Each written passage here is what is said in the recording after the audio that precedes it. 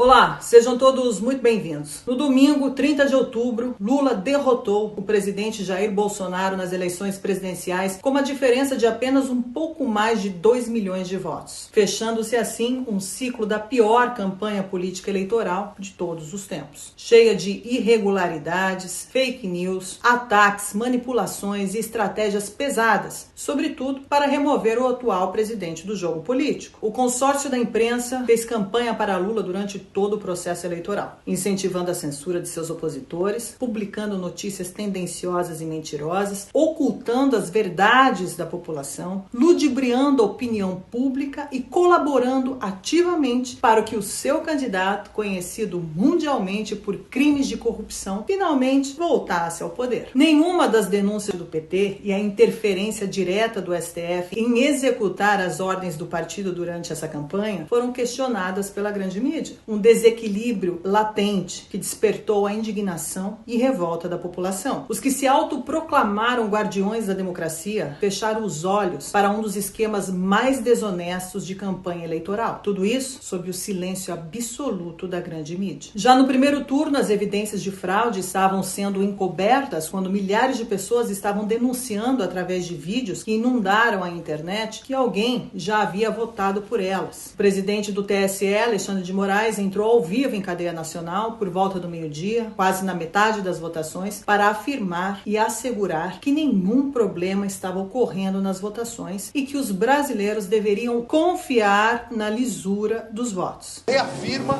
a transparência, a segurança, a auditabilidade das urnas eletrônicas. Nós estamos chegando quase à metade do período eleitoral sem qualquer problema, com tranquilidade, a eleitora, o eleitor no Brasil todo e no exterior se dirigindo às urnas, mostrando a confiança na justiça eleitoral. Uma declaração um tanto quanto questionável, vinda de quem conta os votos, não é mesmo? Mas, como o Brasil se tornou um país condenado a esse regime onde a censura e os direitos individuais foram removidos completamente, sobretudo na questão de liberdade de expressão, questionar nesse país virou crime. Notícias relevantes foram varridas para baixo do tapete. Em 11 de outubro, Aldo Furtado de Lacerda foi preso com mais de 2,5 milhões de reais em dinheiro no porta-malas do seu carro, em Julianópolis, no sudeste do Pará. O valor total estava em notas de R$100. A Polícia Rodoviária Federal informou que o condutor tinha credenciais de acesso ao Congresso Nacional e que a apreensão poderia ser a ponta de um iceberg. Mas esse caso foi abafado e ninguém falou mais sobre ele. Outro escândalo foi as agências de pesquisas eleitorais. O Ministério Público Federal deveria ter investigado pesquisas autofinanciadas. Quase 2/3 das registradas no TSE com acusações de serem compradas e tendenciosas, usadas para ludibriar a opinião pública, prejudicando candidatos, além de influenciar diretamente no resultado final dos votos. Mas as denúncias foram arquivadas por serem consideradas bolsonaristas. Alexandre de Moraes disse que nem ele, nem a Polícia Federal e nem o CAD têm competência para apurar o caso. Na decisão, o ministro diz que as investigações do CAD e da Polícia Federal parecem demonstrar a intenção de satisfazer a vontade eleitoral do presidente Jair Bolsonaro. Outra incompetência também declarada pelo Supremo Tribunal Eleitoral foi diante das fraudes das inserções de rádios, o famoso radiolão. Em 24 de outubro, a exatos 6 dias antes do segundo turno das eleições, o ministro das Comunicações, Fábio Faria, e o chefe da comunicação da campanha do presidente Jair Bolsonaro, Fábio Van Garten, convocaram uma coletiva de imprensa para denunciar mais um crime eleitoral. Depois de uma auditoria de 2 empresas, teria sido constatado que 154.085 inserções de TV e rádio de Bolsonaro não teriam sido veiculadas na região Nordeste de 7 a 21 de outubro de 2022. O presidente do Tribunal Superior Eleitoral, Alexandre de Moraes, rejeitou o pedido feito para investigar um suposto boicote por falta de provas críveis e Bolsonaro passou a ser investigado. Curiosamente, no mesmo dia, um funcionário do STE, Alexandre Gomes Machado, servidor responsável por propagandas eleitorais em rádios, foi exonerado do cargo por indicações de reiteradas práticas de assédio moral, inclusive por motivação política. O TSE mandou a campanha de Bolsonaro explicar o pagamento de auditoria para rádios, a Corregedoria Geral apontou a importância de haver averiguar a origem de recursos usados para a contratação das empresas, mas o mesmo TSE não impôs nenhum questionamento à campanha de Lula, principalmente sobre os recursos públicos e privados que foram gastos de forma exorbitante. Uma campanha que arrecadou 125 milhões de reais, enquanto a de Bolsonaro totalizou 43,3 milhões. O TSE quer saber como Bolsonaro gastou seus 43 milhões, mas nunca questionou como Lula gastou e de onde veio o seu orçamento 3 vezes mais milionário, sem contar nas denúncias de recursos recebidos de outros países que nem sequer foram investigados, obviamente. O TSE usou de todos os seus poderes para influenciar diretamente na campanha de Lula. Dias antes da votação final, o TSE removeu grupos das redes sociais que se organizavam para fiscalizar a lisura no processo eleitoral e afirmou que o povo não tem poderes para isso. A jornalista da Globo News informou de forma errônea que a fiscalização do voto é somente de poder da polícia e de autoridades. O TSE, o ministro do Tribunal Superior Eleitoral, Raul Araújo, acaba de determinar a remoção do ar de um site que incentivava apoiadores de Bolsonaro a fiscalizar a eleição com um poder que eles não têm, que é um poder que só cabe à Justiça Eleitoral. Basicamente, esse site era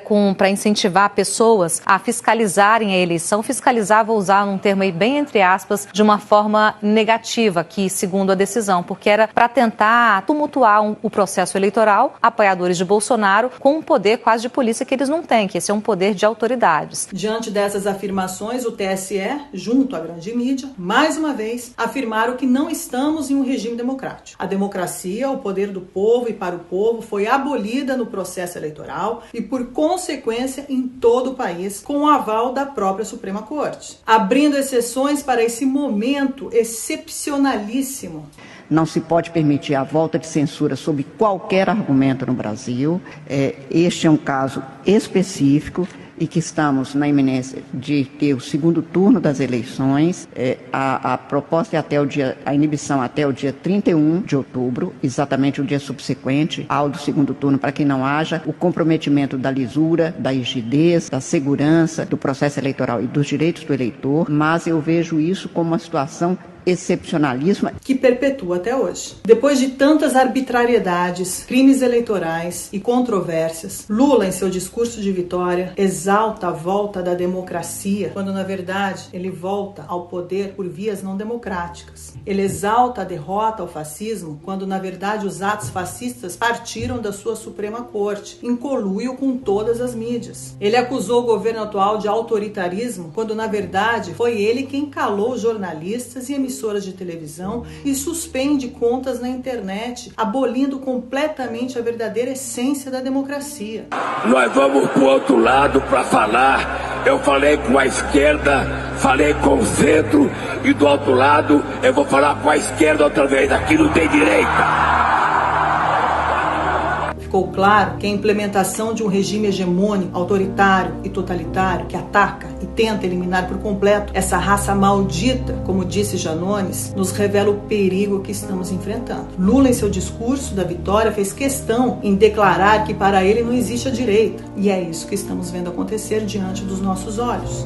A eliminação e a aniquilação completa de uma verdadeira e legítima oposição, digna dos piores regimes. O resultado dessas eleições brasileiras nada mais é que a confirmação de um golpe que já estava em andamento desde quando Lula foi solto da prisão. O punho duro da Suprema Corte foi longe demais. Um regime que provoca, desumaniza e minimiza a sociedade, reduzindo-a em pobres, miseráveis e criminosos. Essa é a pura propaganda de um regime opressor, uma propaganda que por mais de 3 anos envenena a vida de todos os cidadãos. O povo foi às ruas para manifestar contra o totalitarismo e o autoritarismo. O povo foi às ruas em busca da verdadeira democracia que foi cancelada pelos seus guardiões em nome de seus interesses escusos de um país ainda colônia. O povo se manifesta contra esse sistema nefasto que permite que uma só pessoa comande o Brasil, baseado somente na defesa exclusiva de interesses de uma elite ideológica e partidária. Os movimentos que estão acontecendo por todo o Brasil, diante dos ataques desta mídia desprovida de honestidade intelectual, expressa sua magnitude atitude de nobreza e soberania de um povo que cansou de ser enganado e ludibriado pelo sistema. O Brasil não quer a implementação do comunismo nem mesmo do socialismo. Essa é a realidade da luta desse povo. O resto é conspiração de uma mídia inóbia, alinhada ao sistema que trabalha em nome dos piores regimes da humanidade.